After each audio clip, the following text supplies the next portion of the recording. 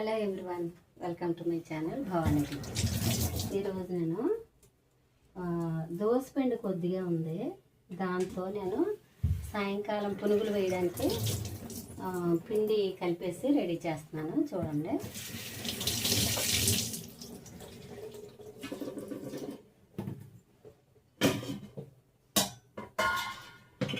ఇది దోసపిండి.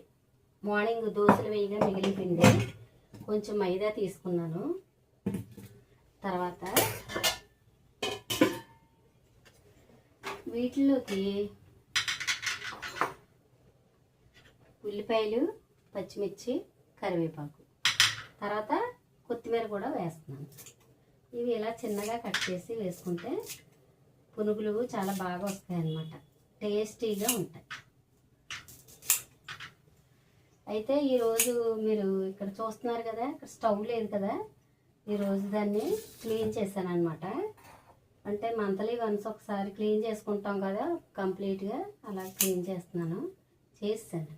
అయితే ఇక్కడ ఇవి మనం రెడీ చేసుకుని ఒక గంట అలా ఉంచేసుకుని తర్వాత లేకపోతే వెంటనే కూడా వేసుకోవచ్చు. ఎందుకంటే పొద్దున్న వేసిన దోశల పిండి కదా, ఇప్పుడు టైము ఇంచుమించు 12:30 1 గంట అవుతుంది. ఇప్పుడు కలిపేసుకుని వెంటనే వేసుకోవచ్చు, లేదంటే అలా ఉంచుకొని 4కి పిల్లలు స్కూల్ నుంచి వస్తారు కదా, ఆ టైం కన్నా వేసుకోవచ్చు. చాలా బాగుంటుంది ఇలాగా.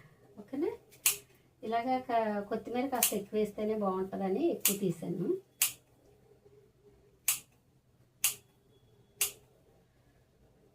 ఇప్పుడు ఇలా కలిపేసుకుందాం, మొత్తం అన్నీ కూడా కలిపేద్దాం. కొంచెం మైదా తీసుకున్నాను.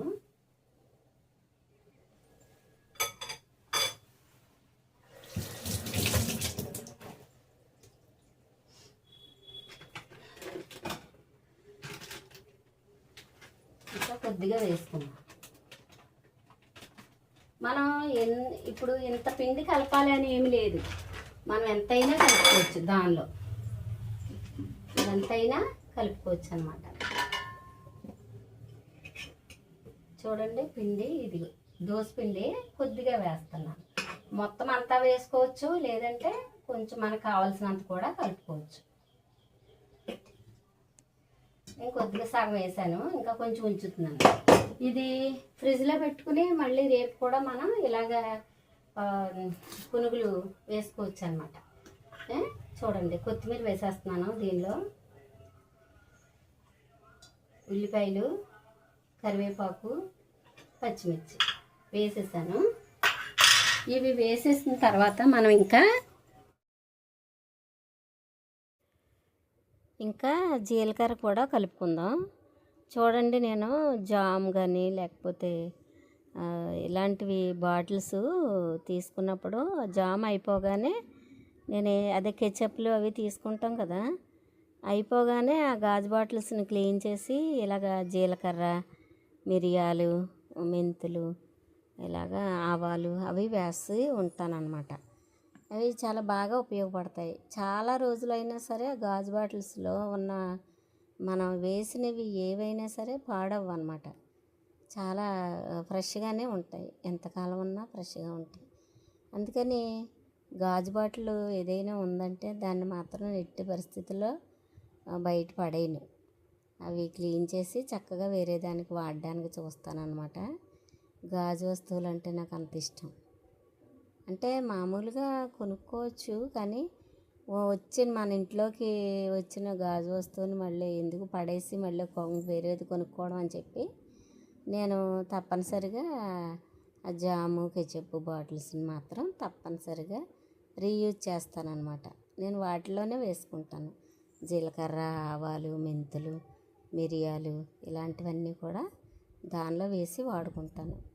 ఇప్పుడు చూడండి, నేను ఈ దోసపిండిలో ఉల్లిపాయలు, పచ్చిమిర్చి, కరివేపాకు, కొత్తిమీర, జీలకర్ర, కాస్త ఉప్పు అన్నీ వేసి మైదా కూడా వేసేసి ఇలాగ బాగా కలుపుతున్నాను. పూర్వం ఈ మైదా పిండిని ఎక్కువగానే వాడేవారు. ఆల్ పర్పస్ ఫ్లోర్ అంటారు కదా మైదా పిండిని. అంటే చాలా రకాల వంటల్లో మైదాని వాడేవారు గతంలో. అలాగే ఇప్పుడు కూడా కాజాలు లేకపోతే పూరి, ఇంకా ఇలాగా చాలా రకాల నాన్స్ కానీ ఇలాంటివన్నీ కూడా మనం మైదా పిండితోనే చేస్తారు. కాకపోతే ఇప్పుడు ఏంటంటే మైదా పిండి వాడకూడదు, అది మంచిది కాదు అని ఇప్పుడు చెబుతున్నారు. కానీ పూర్వకాలం అంతా కూడా చాలా రకాల వంటలు మైదాతోనే చేసేవారనమాట. అయితే ఇప్పుడు చూడండి, మనకి పేరే ఉంది కదా, ఆల్ పర్పస్ ఫ్లోర్ అని మైదా పిండిని మాత్రమే అంటారు. అందుకని ఒకవేళ తినకూడదు అని అంటే మానేసేవాళ్ళు మానేస్తున్నారు. కానీ మరి కొన్ని కొన్ని వంటలు తప్పనిసరిగా మైదాతోనే చెయ్యాలి కాబట్టి అది మేము ఇంకా తప్పనిసరిగా వాడడం జరుగుతుందన్నమాట. ఇప్పుడు నేను దోసపిండిలో మైదా పిండి కలిపి ఈ అంటే జీలకర్ర, తర్వాత కొత్తిమీర, కరివేపాకు, ఉల్లిపాయలు, పచ్చిమిర్చి ఇవన్నీ వేసి పునుగులు వేస్తే ఎంత టేస్ట్గా ఉంటాయో మీకు తెలుస్తుంది ఒకసారి చేసుకుంటే. ఓకేనా? అందుకని మనం కూడా రెగ్యులర్గా కాకుండా అప్పుడప్పుడు చేసుకుంటాం కాబట్టి మైదా గురించి అంత భయపడాల్సిన పని లేదు అనుకుంటున్నాను నేను. అయితే ఈరోజు మాత్రం నేను పునుగులు వేస్తున్నాను అనమాట, ఈవినింగ్ మా పిల్లల కోసం. ఇప్పుడు స్టవ్ ఆన్ చేసి ఆయిల్ పెట్టాను. ఆయిల్ కాగిన తర్వాత మనం ఈ పిండిని పునుగులుగా వేసుకుందాం. ఓకేనా? కొంచెం దోసపిండి ఉంటే చాలు, దానిలో కొద్దిగా మైదా కలిపి చక్కగా ఉల్లిపాయలు, పచ్చిమిర్చి అవి వేసి, జీలకర్ర అవి వేసి ఇలా పునుగులుగా వేస్తే చక్కగా గుల్లగాను మంచి రుచిగా ఉండే పునుగులు తయారవుతాయి అన్నమాట. ఈ పునుగులు పెద్దవాళ్ళకి పిల్లలకి కూడా బాగా నచ్చుతాయి, ఎవరిమైనా ఇష్టంగా తింటాం అన్నమాట. ఒకసారి ఇలా ట్రై చేయండి, తప్పనిసరిగా మీకు నచ్చుతాయి కూడా. కొంచెం వేగిన తర్వాత ఇలాగ కలుపుకుంటే ఇవి బాగా వస్తాయి.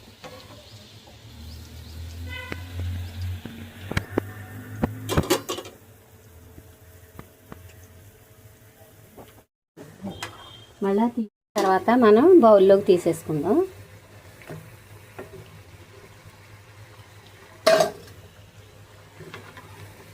మీరు కూడా పిల్లలకి ఇలా చేసి చక్కగా స్కూల్ నుండి వచ్చేసరికి స్నాక్స్ రెడీ చేసి పెడితే వాళ్ళకి చాలా హ్యాపీగా ఉంటుంది. పిల్లలకి రాగానే ఇలాగా ఏవైనా స్నాక్స్ తినేసి ఒకవేళ వర్క్ చేసుకునే వాళ్ళు చేసుకుంటారు, ట్యూషన్కి వెళ్ళే వాళ్ళు అయితే ట్యూషన్కి వెళ్తారు.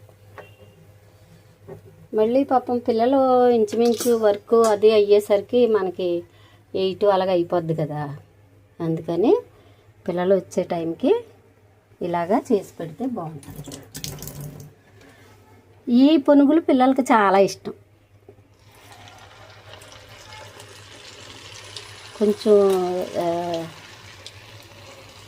కొంచెం ఏంటది పులుపుదానం కలిగిన పునుగులు అన్నమాట. ఇవి బాగా ఇష్టపడతారు పిల్లలు. మనం ఏ సైజు అయినా వేసుకోవచ్చు.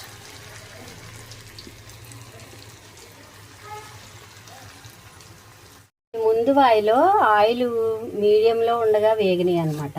చూడండి, ఇప్పుడు ఆయిల్ బాగా హీట్ అయింది కదా, ఎలా పొంగుతున్నాయి చూసారా? బాగుంటుంది.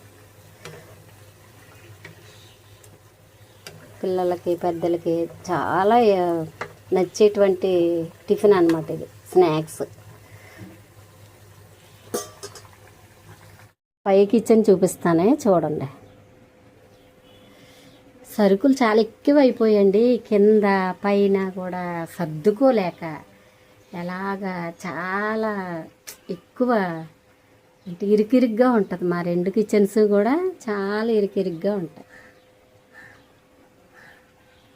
పైన ఉంటే పైన వండేసుకుంటాం, కిందకు ఉంటే కింద వండేసుకోవడం జరుగుతుంది.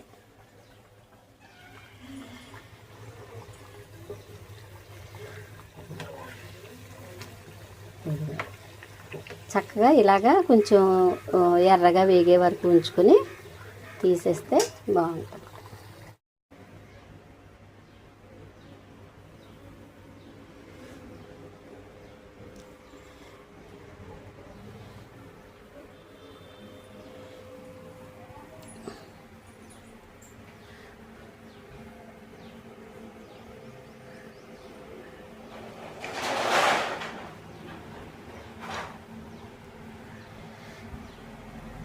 మా మనవరాళ్ళు వేసిన కళాఖండాలు.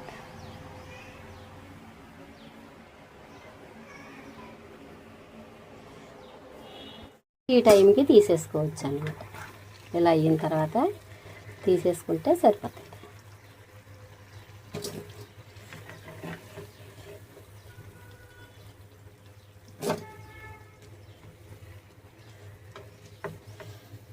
సరేనా?